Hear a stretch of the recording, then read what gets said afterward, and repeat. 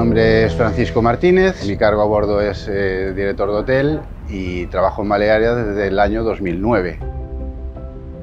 Mi trabajo es la gestión, coordinación y supervisión de todos los tripulantes de servicios a bordo y velar por el cumplimiento de los estándares de calidad y excelencia que la compañía tiene marcados. Los valores con los que más me identifico de Balearia son la innovación, como la digitalización, la remotorización de los barcos a gas. Últimamente los barcos están muy enfocados para que sean ecoeficientes, ¿no? Mi padre fue marinero pescador toda su vida. Yo empecé mis andainas también como marinero pescador con 18 años. Es como querer mostrarle a tu padre que tú también eres capaz, ¿no?